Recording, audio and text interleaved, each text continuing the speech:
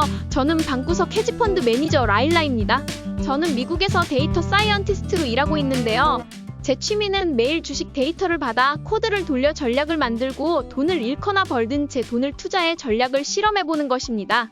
오늘은 다우지수가 최고점을 다시 경신하고 S&P 500도 최고점에 가까워지면서 2주 전의 공포는 이제 기억 속에서 사라진 듯한 엄청난 상승을 보여주고 있습니다.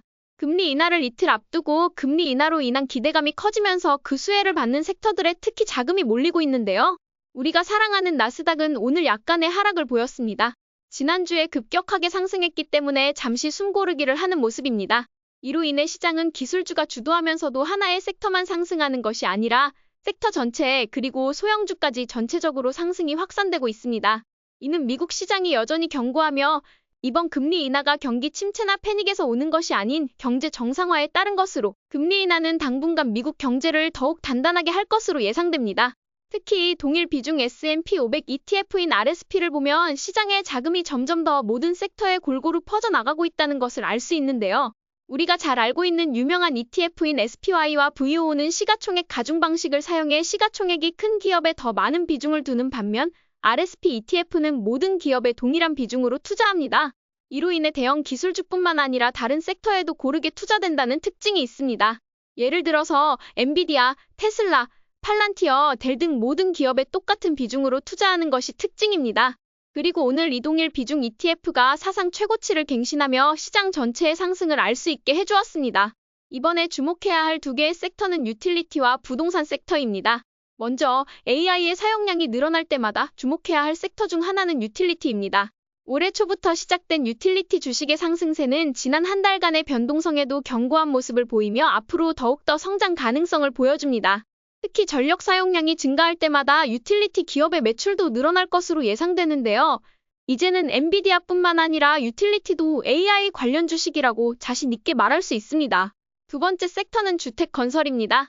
2008년 금융위기 이후로 사실 미국은 주택을 사고 싶어하는 사람들에 비해 공급이 항상 부족했습니다. 이로 인해 부동산 가격은 지속적으로 상승했고 특히 부동산 섹터 안에서도 주택 건설은 앞으로 금리 인하와 만성적 주택 부족으로 인해 더 상승할 모멘텀을 보여주며 투자해야 할 주식으로 부각되고 있습니다. 이제 오늘도 스윙 트레이딩 시그널을 함께 살펴볼까요?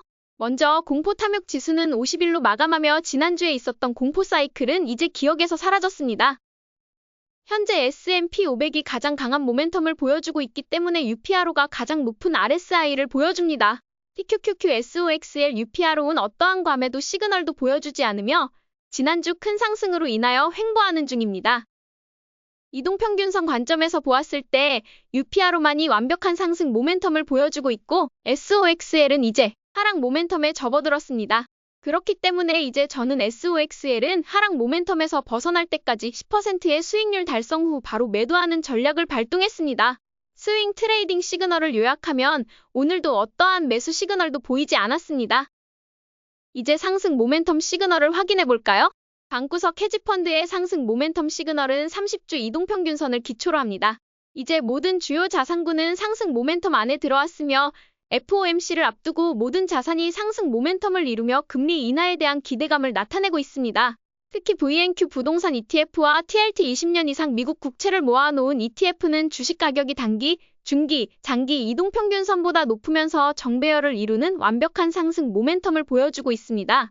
매그니피센트도 지난주에 이어서 구글을 제외하고 모두가 상승하는 모멘텀을 보여줍니다. 이번엔 섹터 ETF를 확인해보면 금융, 산업, 헬스케어, 필수 소비재는 작년 말부터 상승 모멘텀을 시작해 여전히 유지되고 있습니다.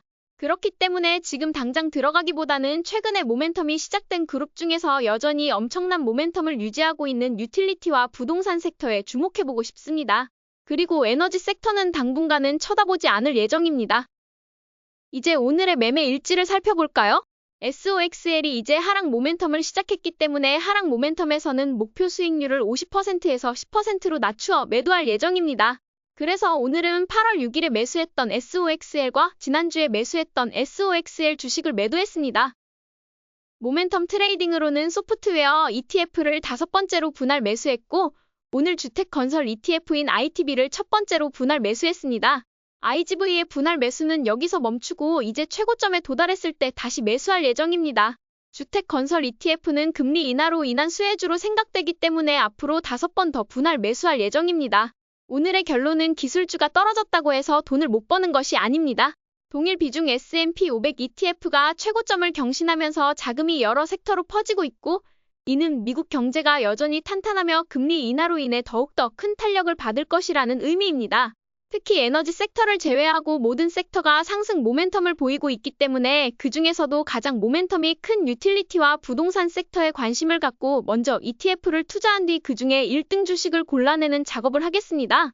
오늘도 저희 전략이 재미있으셨다면 좋아요와 구독 버튼 눌러주세요. 지금까지 방구석 헤지펀드 매니저 라일라였습니다. 감사합니다.